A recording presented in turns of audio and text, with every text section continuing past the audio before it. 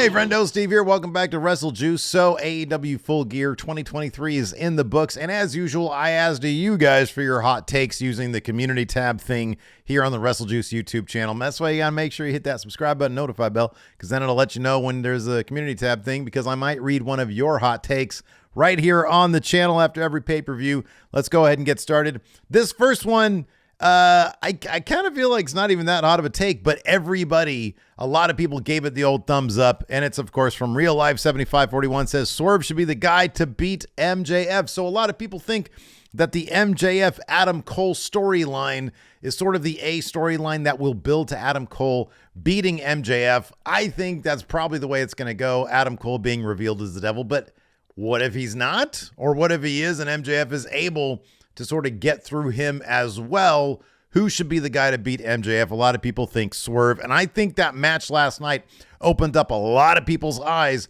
towards the potential of Swerve as a main eventer, as a world champion.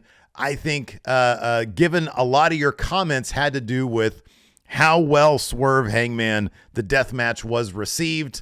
I agree with it, man. I think I've seen it in Swerve for a long time now, and it's great to see a lot of people coming on board and understanding what this guy brings to the table. And it feels like AEW might be there as well, having now won two huge matches over a former AEW world champion, sort of the guy who's like the babyface of AEW, or at least was at one time. I fully expect Swerve to get into another another program with a former world title guy. Maybe Mox will be up next for Swerve. They'll give Swerve a couple wins over him, and then he can go on to the main event, to the world title scene. We'll see how all this stuff sort of shakes out with MJF in the meantime.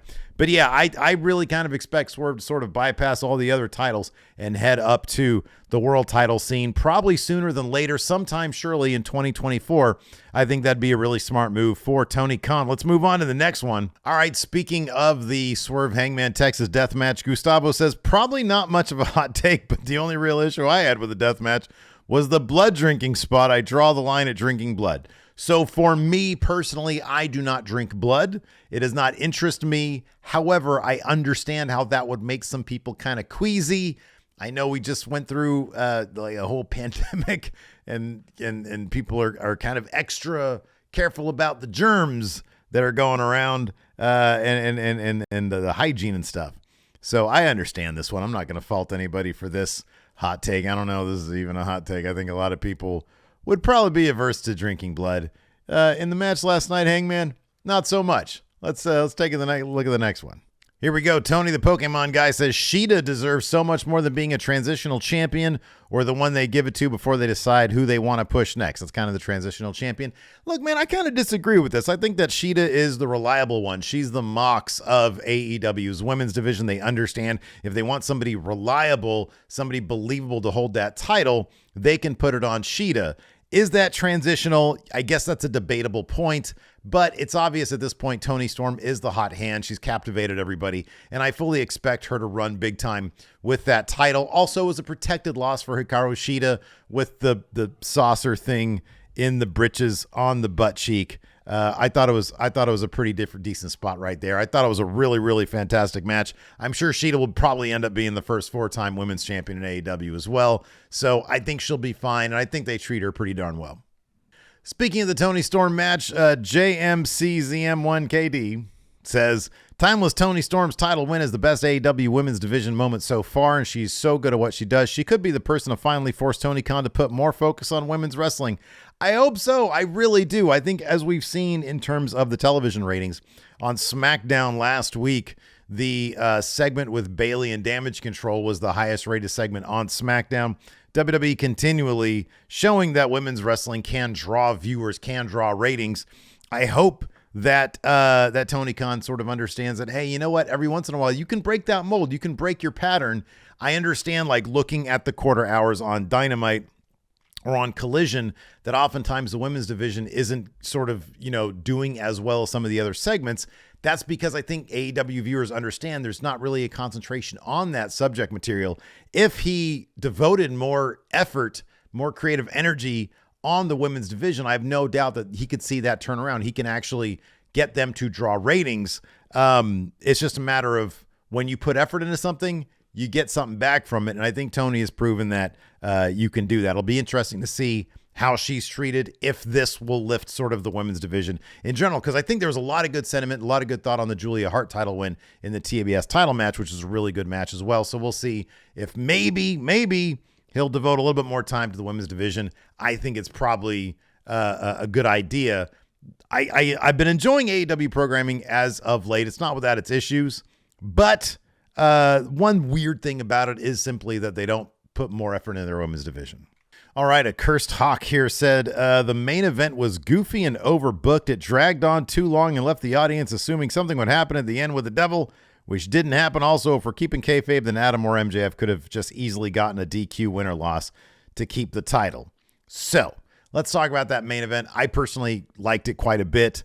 Yes, I understand that there were some gaping holes in logic. How is it that Tony Khan was cool putting Adam Cole in a match when MJF couldn't be in the match, MJF stealing the ambulance? I'll be honest with you, though.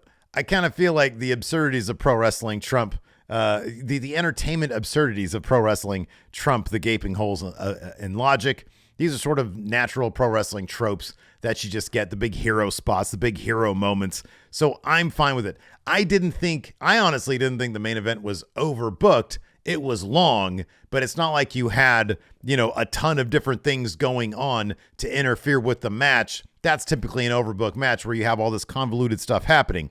Is it believable for MJF to be able to beat Jay White on one leg? I feel like they told that story pretty effectively last night. Did it make Jay White look stupid? It made him look arrogant for sure as a villain, but that's just who he is, and it ended up biting him in the ass. I really liked the main event. I thought it was really good, but I understand also looking at some of the takes here, some of the takes out in social media land. I understand that it wasn't for everybody. A lot of people had a problem with that. In fact, unfortunately, it does seem like AEW has dug themselves in a bit of a hole when it comes to the general wrestling fan base, because I noticed a lot of the takes you guys left were simply complaining about AEW, saying, oh, AEW is like TNA 2010. It's like WCW 2000.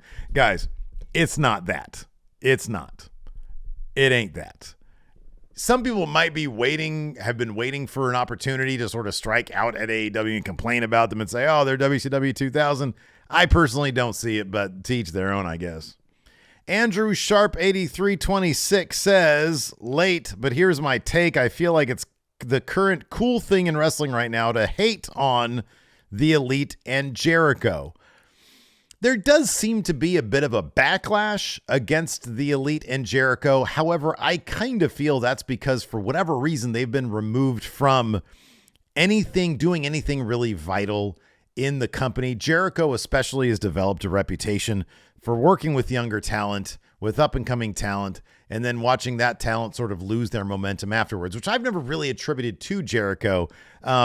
But because, the bottom line is at the end of the day, it's Tony Khan's company, and he should be able to take that talent that he works with and then, elevate them further with a win over Jericho. However, lately, Jericho's thing is just sort of felt, to me, kind of stale, and the Elite do feel like, which is bizarre, with not talking about Hangman, but certainly Young Bucks and Kenny feel like they're a bit on the sidelines. I don't know. I feel like a lot of the Callis family stuff just hasn't really resonated, hasn't really hit. And maybe because of things like Sammy Guevara being injured, maybe that has changed the situation. I don't know. But also there's the Young Bucks won this tag title shot, and then FTR dropped the titles to Ricky Starks and Bill Big. Maybe there was something behind the scenes going on that we don't know about. I don't know. But it does seem like they're a tad bit, I'm not going to say checked out, but at very least, not really involved in anything all too interesting. And that's the Elite. As far as Jericho is concerned, I just kind of feel like he went through a period where he was just sort of ripping through young talent. Yeah, maybe putting them over a little bit, but then when you see what happens to them afterwards, it really doesn't amount to much of anything. So I can understand why it might be the cool thing right now to rip on those guys. Maybe if they're involved in stuff that's more interesting, that will stop. But I understand that's, sort of the thing to do right now if you're an AEW fan. Blake Whitehouse says, I sent my boss clips of the Hangman Swerve match and gave him a rundown of the story leading into the match. His response was, That's like the really dumb, over-the-top shit that turned me off to wrestling 10 years ago. Mark Henry's hand baby type shit is just too much. Your boss doesn't really know what he's talking about because I don't know anything about that Texas death match that reminds me of Mark Henry's and Mae Young's hand being born. But, you know, to each their own. But that, like, one doesn't have to do with the other. So, I don't know. That's your boss's hot take, I guess, but I don't agree with it. Big Mike HD says, while I'm happy Osprey is all elite, I was hoping he'd do some dates for the TNA reboot. The way he's talking about it, I felt like he'd do some limited dates. I think that's one reason why he signed with AEW, because he's getting the big AEW paycheck. He's on, you know, a major cable network. And at the same time, he still gets to do the Impact stuff. He gets to do the TNA stuff, which he said that he's wanted to do. In the past, AEW and Impact, they've had a working relationship. I have no doubt that if Will Osprey wants to do some TNA stuff now with AEW, once he actually becomes official there, he'll be able to do that stuff. I don't see that being a problem for Will Osprey. In fact, one of these takes later on says, I think he should have signed with TNA. I will guarantee you TNA would not have been able to offer him the same amount of money that AEW would. You're not going to have the exposure there. If he's thinking of doing 3 to 5 years in AEW and then maybe finishing out his career in WWE, another place he hasn't gone before, if he's open to moving from England, which I guess was, in fact, a factor for him. He gets to stay in England and only come out to AEW for the shows. Then maybe he can do that. He'll have increased his brand there on the Turner networks before he goes to WWE and makes, like, you know, a massive payday. But I don't think going to TNA would have ever been in the cards for him, because, like, you want to go to that next level. And I don't even know if TNA is on the level of New Japan instead of in terms of, like, worldwide prestige and what he could do worldwide. He's already spent some time in AEW. He's done a match in TNA or Impact or whatever. So I think this is a really good signing for AEW, like a really good signing. There were reports that WWE wanted him. I feel like WWE doesn't really need him right now, but it's a really smart move to go after him. But I think this is a logical step for Will Osprey. He already has a relationship with AEW. He's already dealt with Tony Khan before. Now he's, you know, going to that level where he's going to be there every week. He's going to be in all the pay-per-views. He's going to do the Wembley stuff. And then we'll see where he's at 3 to 5 years, depending on what the length of his contract is. Richier3346 says, honest hot take is that the TBS triple threat was match of the night. Man, I love this match. I know a lot of other people did as well. The pace was always keeping up. There is intrigue with the Julia Hart Sky Blue stuff. I really liked it. I thought it was good stuff. And yeah, I could see how people would consider it match of the night. For me personally, it was Swerve Hangman, but this was definitely up there with that.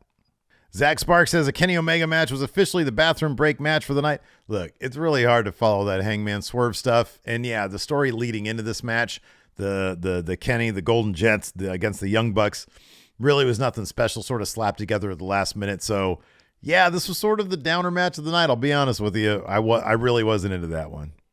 Maybe that's taken my opportunity to be a wrestling fan and rip into Jericho and the Elite. I don't know. A lot of people gave this a thumbs up from Go Consortium, Go UG Consortium. I don't know what the name is. It says, my hot take is Osprey will only be pushed around Wembley season every year and will probably be pushed aside for other free agents, which signed over time. I don't know about that, man. He comes across as a big deal. I think Tony Khan clearly sees him as a big deal. And now that he's going to be in the company, I get the feeling that he's going to get sort of that Jay White sort of plus treatment. I think he's going to probably be pushed a little bit more in Jay White, and look at Jay White. He was just in the main event last night on a pay-per-view. So I think Osprey's going to, I think they're going to do everything they can to push Osprey in a major way. I really believe that. I don't think it's just going to be Wembley season. Flux March 33.3 says they didn't cut away to the devil on 0 hour when Max got his leg Pillmanized because he was already on the screen, baby. Mark my words, Adam Cole is that devil, man. I'm telling you. And that's a good point. That's a good point. When Adam Cole's around, they don't cut to the devil. Money 13 says Orange Cassidy has nowhere to go after beating Moxley. The serious side of his character has been great, but it won't translate to other feuds simply because nobody else on the roster will be booked good enough to off as a real threat like Moxley. He'll likely revert back to the workhorse character to no fault of his own. I disagree with this. I think that Orange Cassidy has slowly but surely been developing his character and making him more serious and giving him actual motivations. He was in a bit of a hole, I think, for a spell, even though I always loved his matches. They were always oddly compelling, even though on the surface, he comes off as a one-note wrestler. He really isn't. But like, I was thinking about this last night. Like, he's a strange character to have. Like, what's his actual name? Orange Cassidy? Is that his actual name? Where does he come from? What's his deal? What's his backstory? Who is this person? We still don't know any of these things. And I feel like that sort of dug him in a hole in terms of being a relatable character, even though people love this guy. Getting to a point where he's able to evolve who he is will continue to be interesting, because I think he's been able to keep his shit fresh for 4 years now, as long as the company's been around on cable television. So I kind of disagree with that. I think that he has been evolving as a character through everything that he's been doing over the past year or so. And so I suspect that whatever happens next for him, he'll continue to try to evolve his character, and I'm looking forward to seeing what that is going to be. We'll end on this one because I think it's a really good point. The Champ 3875 says, apparently people hate the main event angle. Sure, there were plot holes, but MJF won by cheating. And unlike Seth Rollins, who forgets he's supposed to sell, MJF with every move he hit sold the leg for a very good match. Number one, I love that he's got a stale hamburger in his avatar. But number two, I agree with everything he's saying here. That's one criticism I have for Seth Rollins matches, is that he's supposed to have a busted back, but sometimes he just doesn't sell enough. Whereas MJF, every time he even came close to inching to touch that leg, man, he would sell it like it's got a bullet in it. So I appreciate that about the match. Throughout the match, he continued to sell the leg, and he tried to find ways to be inventive with getting around having that damn gummy leg. So anyways, I think that's a pretty good take right there, and I appreciate that. I appreciate everybody's takes. I really do. Thanks for watching, everybody. I appreciate it. Hey, if you missed out on this community thread, drop your hot takes in the comments below. Hit that like button, hit that subscribe button. Thanks, everybody. We'll see you around.